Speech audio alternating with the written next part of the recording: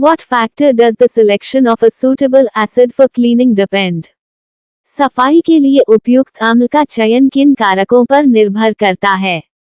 The selection of suitable acid cleaning a corrosion inhibitor is added to prevent acid attack to the base metal but allows the acid to remove unwanted corrosion and scale deposit. Wetting agents, emulsifiers, surfactants or detergents. It increases spreading and penetrating properties of the liquid by lowering its surface tension and allows the liquid to spread more easily across any solid surface. Dissolution accelerator. It accelerates scale removal during acid cleaning. उपयुक्त अम्ल सफाई के चयन में संक्षारण अवरोधक मिलाया जाता है ताकि आधार धातु पर अम्ल का प्रभाव न पड़े, लेकिन अम्ल अवांछित संक्षारण और स्केल जमाव को हटा सके। गीले एजेंट, इमल्सिफायर, सरफेक्टेंट या डिटर्जेंट, ये तरल के पृष्ठ तनाव को कम करके उसके फैलाव और भेदन गुणों को बढ़ाता है और तरल को किसी भी ठोस सतह पर अधिक आसानी से फैलने देता है। विघटन त्वरक अम्ल सफाई के दौरान स्केल हटाने में तेजी लाते हैं। What are the preservation method of a boiler? Boiler के संरक्षण की विधियां क्या हैं? There are two methods of preservation of a boiler. In first method, care is taken to keep the boiler tube moisture free. This method is called dry preservation. In this method, dry air is circulated continuously through the empty boiler tube, and second method, care is taken to eliminate oxygen from the boiler tube. This method is called wet preservation. Boiler के संरक्षण की दो विधियां हैं। पहली विधि में boiler tube को नमी मुक्त रखने का ध्यान रखा जाता है। इस विधि को शुष्क संरक्षण कहते हैं। इस विधि में खाली बॉयलर ट्यूब में शुष्क हवा का निरंतर संचार होता रहता है, और दूसरी विधि में बॉयलर ट्यूब से ऑक्सीजन को बाहर निकालने का ध्यान रखा जाता है।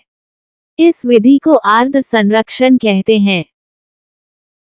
Why is a reducer used in pipeline and what are its types? Pipeline में रिड्यूसर का उपयोग क्यों किया जाता है और ये कितने प्रकार का होता है? Reducers are used to join pipes of different size. There are two types of reducer: concentric reducer and eccentric reducer.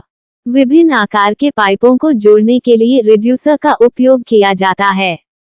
Reducer दो प्रकार के होते हैं, संकेंद्रित रिड्यूसर और उत्केंद्रित रिड्यूसर।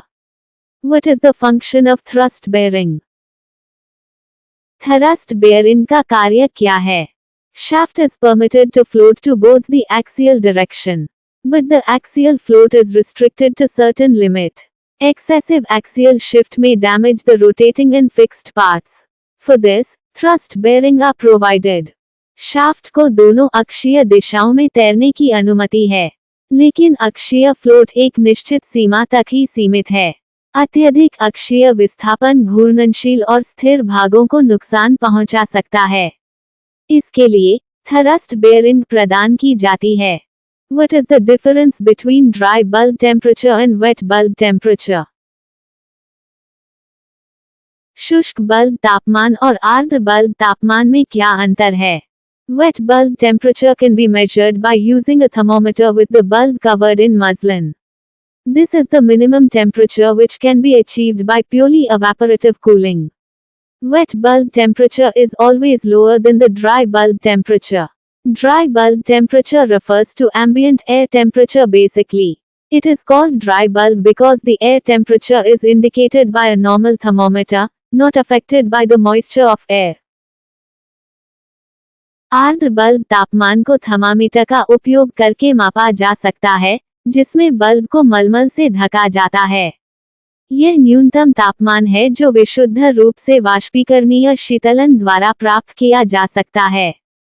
आर्द्र बल्ब तापमान हमेशा शुष्क बल्ब तापमान से कम होता है।